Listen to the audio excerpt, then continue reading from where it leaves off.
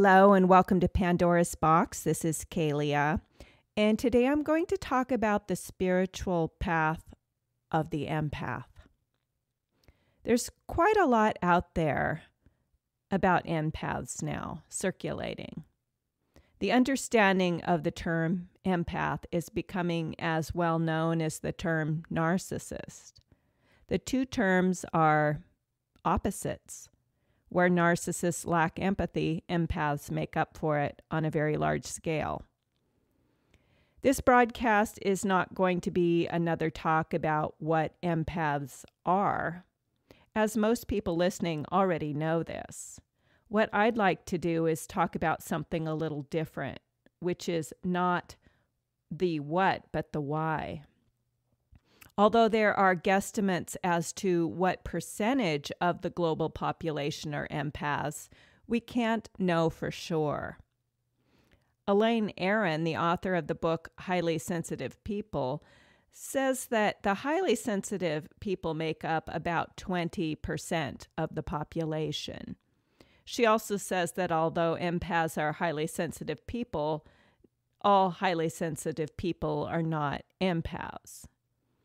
We know from the borderline personality that there are highly sensitive people who are lacking in empathy and are too caught up in their own fear and pain to care about the experiences of others. There's also many people who are highly sensitive and aware, but who don't empath or absorb the emotions of others. People with a high degree of empathy are always concerned with the experiences of the other because they feel what the other is feeling in many ways. Matt Kahn, one of my favorite teachers, uses the term energetically sensitive people. I really like this definition because it defines the population that I'm really talking about. Matt Kahn tells the story of how, as a little boy, he would feel what others were feeling, and if they were upset or angry, he believed that it was how they felt about him. He had to learn that although he was feeling the feelings of others, it had nothing to do with him or how others felt about him. He called this ability to sense and feel the inner reality of others as energetically sensitive. Kahn tells us that energetically sensitive people make up about 1/3 of the population, and that third of the population are what he calls the first wave of Ascension. The first wave of Ascension are the people who have developed the necessary awareness to enter a higher state of consciousness. This population of energetically sensitive souls are learning and growing at a very rapid rate. They are in the process of moving from what is known as 3D or third dimensional consciousness to 5D consciousness. Fifth dimensional consciousness is a higher point of awareness where one sees things from a different perspective than he would if he were in 3D consciousness. Because his consciousness shifts to a higher level, his reality shifts too. The ascension Kahn speaks of is not about lifting off the planet physically. It's not about disappearing or being rescued from a dark state of the world and being transported to a heavenly reality. It's really more about bringing heaven to earth and changing the consciousness of the planet.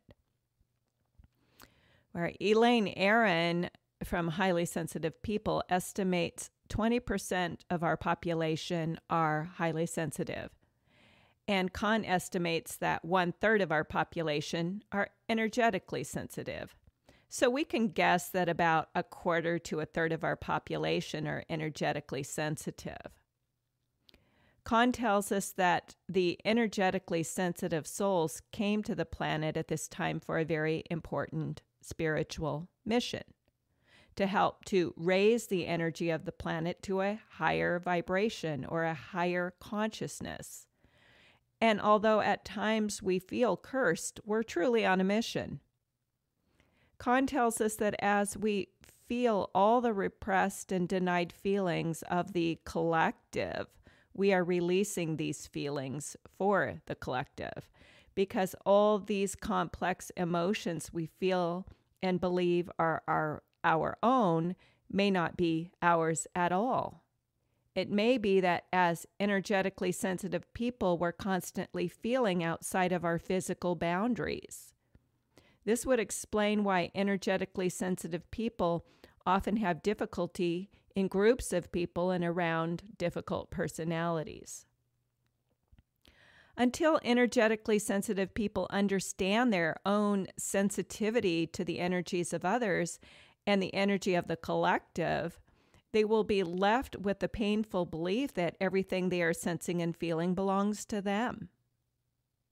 The reason energetically sensitive people have such difficulty recovering from narcissistic abuse is that they have unknowingly absorbed the disowned pain of the narcissist and believe it is their own pain. The narcissist has disowned his pain and is not aware of its existence, and therefore projects it upon the sensitive personality. Because these disowned feelings are so vast, most energetically sensitive people are overwhelmed by them. These feelings often include large amounts of shame, guilt, and feelings of worthlessness. These feelings are at the core of narcissistic personality disorder. And because as energetically sensitive people, we feel our own shame, guilt, and feelings of worthlessness, we believe this huge onslaught of painful feelings belong to us. And the narcissist doesn't have any feelings at all. And this is really not the case. Most narcissists do have feelings. They are simply buried deep in the subconscious, and they have developed dysfunctional coping mechanisms to avoid them. As energetically sensitive people, we feel what the narcissist avoids. And therefore, we act as mirrors to the narcissist, which is the worst thing ever for the narcissist who only wants to see himself positively reflected, not painfully reflected. We can recover from narcissistically abusive relationships much quicker when we realize that much of what we are feeling is not ours. We're simply absorbing the toxic emotions of the narcissist and believing that these emotions are ours. This ability to feel what others are feeling and or repressing is actually a gift, but if not understood, can feel more like a curse.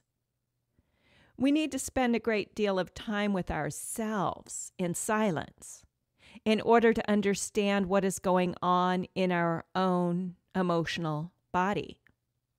Of course, we have our own pain and our own core wounds, which we need to heal within ourselves in order to develop a full understanding of what is ours and what is not. Sometimes there are shades of gray where we are not really clear about where the emotional boundary is. In order to embrace yourself as an energetically sensitive person, you must understand that you have come here for an important mission. And the more you align with your mission, the more empowered you will feel. You're not here just to absorb all the pain of the collective. You're here to transmute it. In a sense, you are a spiritual warrior who has come here at this time to help raise the consciousness of the planet by first raising your own consciousness. Have you ever heard of the 100th monkey effect? There were a group of Japanese monkeys studied in the 50s where scientists witnessed several evolutionary behavioral changes by the troop.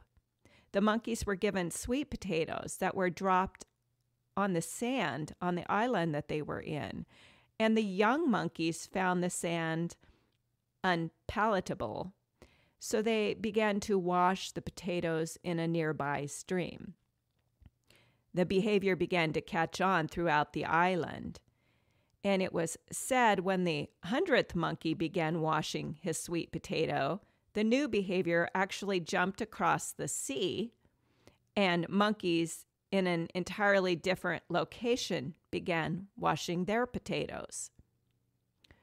We're shifting global consciousness through the same phenomenon. The more people who are awakening in consciousness, the more the newly awakened consciousness spreads throughout the globe. The energetically sensitive souls on the planet are the ones who are shifting the consciousness for the masses. They are the forerunners. Like the young monkeys who adopted the new behavior of washing their potatoes before eating them, we're making changes in consciousness that are affecting the entire planet. It is fear and pain that is humanity's downfall. Behaviors are adopted to deal with one's fears and insecurities, and these behaviors are what we call coping mechanisms or defense mechanisms. I believe all personality disorders, mental illness, and addictions are born of a need to cope with one's dysfunctional and/or toxic environment. We all naturally develop methods of coping with our environments, and these coping methods get passed down from generation to generation until one individual in a family system breaks free of the system and begins to do things differently. And this is frequently going to be the energetically sensitive person. Most energetically sensitive people know that they're not normal, so to speak. They don't fit into the normal dynamic of the family that they're born into. They may be the ones who feel deeply while those around them seem to be suppressing their emotional reality. Energetically sensitive people end up feeling like an alien in their family and later feeling like an alien in society at large. Perhaps in a sense, energetically sensitive people are aliens on the planet. Perhaps they are not born of the same energetic mold as the majority of the population. I studied Dolores Cannon's work and became certified in her quantum healing hypnosis technique. Cannon, a hypnotherapist specializing in past life regression, devoted her life to researching the soul's journey through various lifetimes and between lifetimes, and wrote many books documenting her sessions. The information she shares is quite astounding and in some areas very complex. There's a lot to absorb, and some things I found I simply wasn't ready to absorb. And perhaps there are things that simply aren't important that we understand. The thing I found important to understand was Cannon's documentation on the 3 waves of volunteers. She found after doing thousands of regressions with people all over the planet that many people, while in hypnosis, remembered volunteering to come here to Earth at this time to help with the transformation of consciousness on the planet. Cannon concluded there was a call put out by the universe, by God, that the planet Earth was in trouble and volunteers were needed to help with the coming shift. It was understood that if people of planet Earth did not raise their consciousness, the human race would not survive. The volunteers that came to help with the shift were souls from a higher vibrational place in the universe, where the energy was much higher. The predominant energy was love. The volunteers, like all born into human bodies, had to pass through the veil of forgetfulness, so they forgot who they were and why they were here. This means they forgot their mission. As they began to awaken, they began to remember who they are. Even if they don't actually remember who they were prior to being born into these dense physical bodies, there's an inner knowing that they are different and that they don't fit in. And often these souls have an inner knowing that they're here for a purpose, even if they don't remember exactly what that purpose is. We're in a time where more and more of these light workers, or light beamers as I prefer to call them, are remembering their missions and are beginning to do the work they've come here to do. Canon tells us that many of the volunteers, especially the first wave of volunteers, who are now between the ages of around 50 to 70, are struggling because they don't want to be here.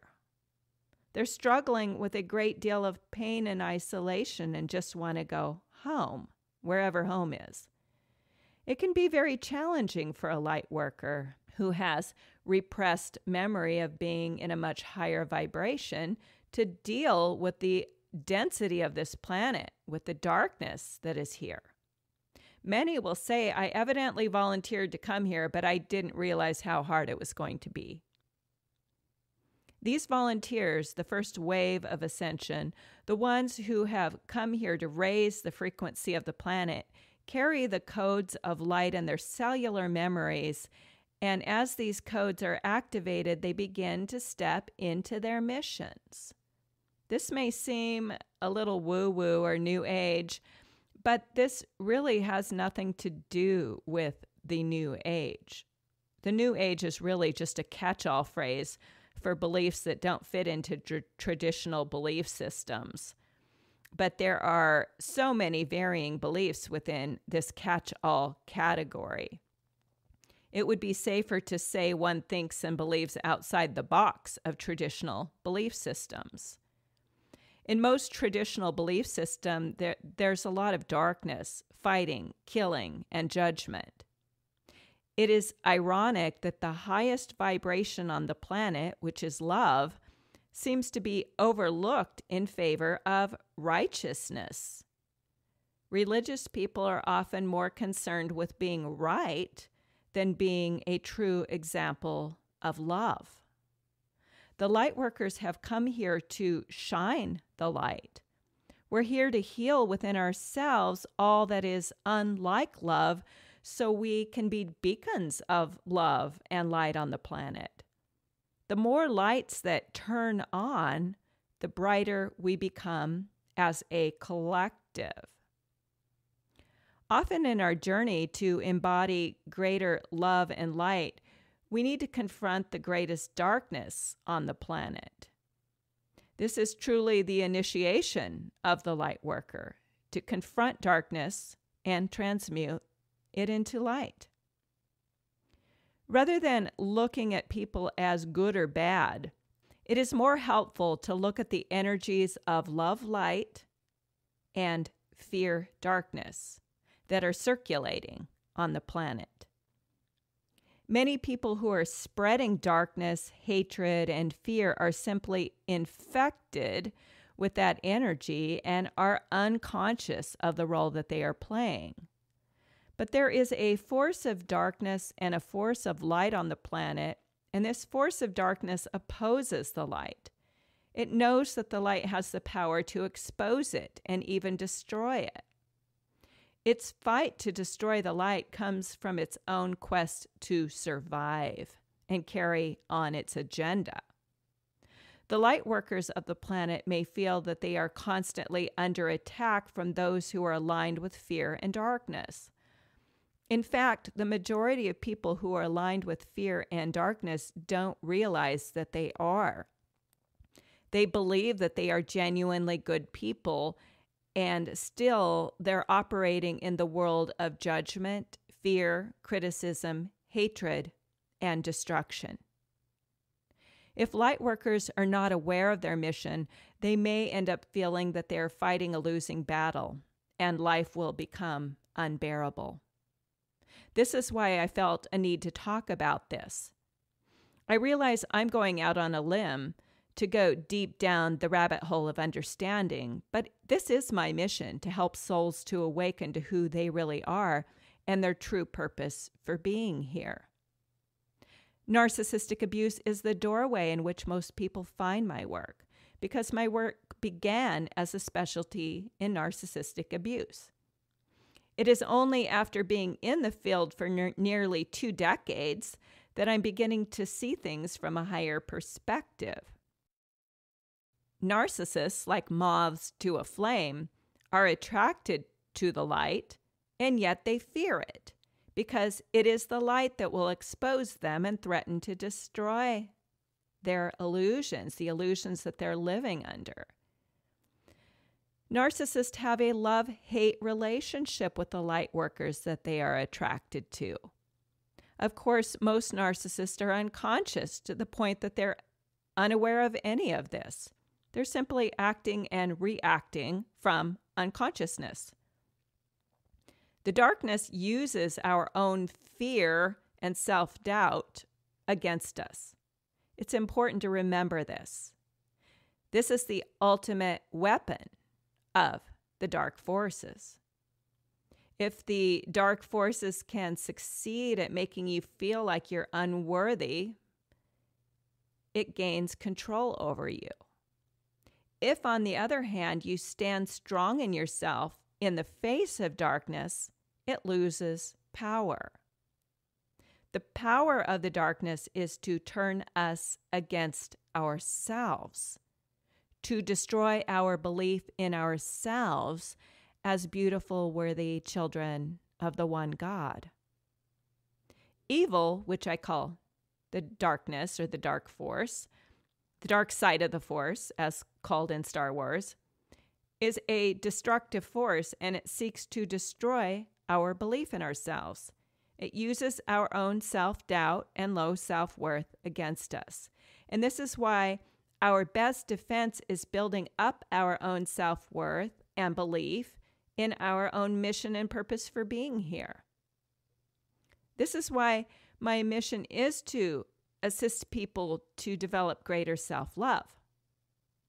Self-love is the ultimate weapon against the dark forces on the planet.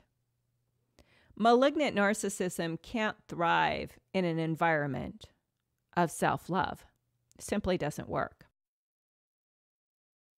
There was a recent Walt Disney movie called A Wrinkle in Time. Many of you might have seen that, where a young girl had to do battle with the darkness, which was called the It. The weapon used against her was to remind her of all her faults and everything that makes her worthless. As she embraced her own faults, she could stand up to the darkness and say, "I may have these faults, but I love you." It was both her acceptance of her faults and her refusal to allow them to consume her, along with her commitment to love, that brought down the darkness. This young girl found courage in the face of her fear, and that courage allowed her to face her own shadow and stand up to the dark forces.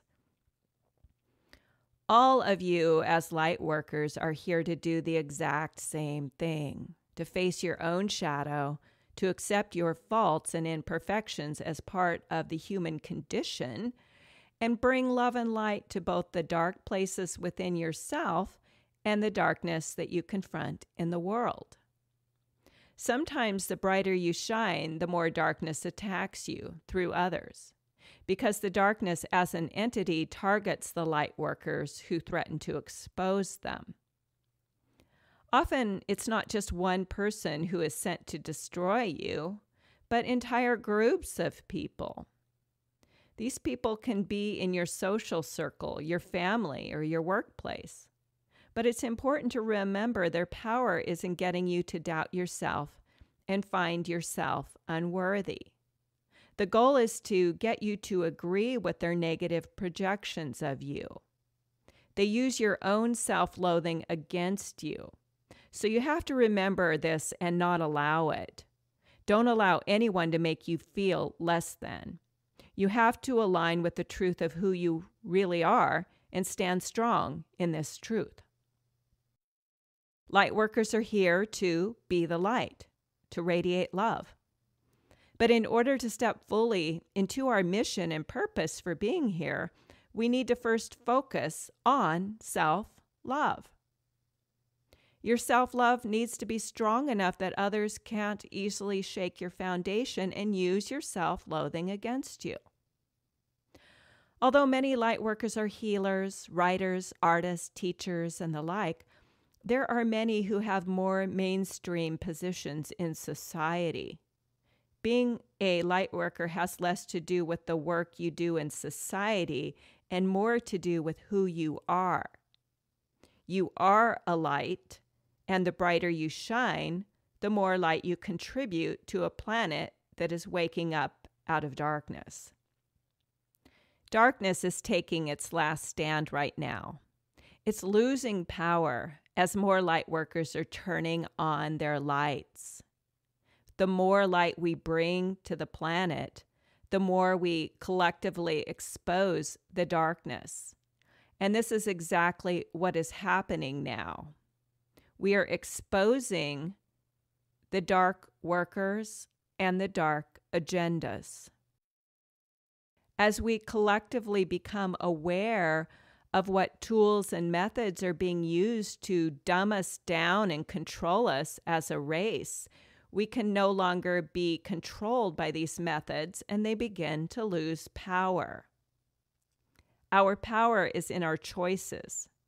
As we develop awareness, which is part of the awakening process, we make different, more empowering choices, such as choosing the cleanest organic foods we can find to nourish our bodies, to stop looking to mainstream medical to heal us of our ails and take responsibility for healing the toxic environment within our own bodies so that self-healing may occur.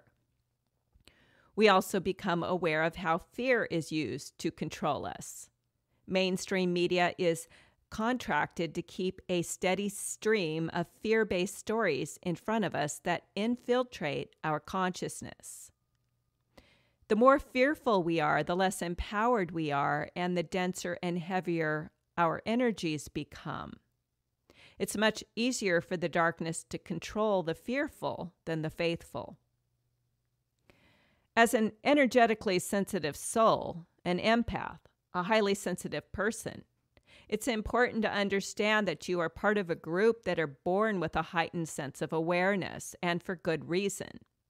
It's not a curse, but a gift to be used for the healing and awakening of the planet.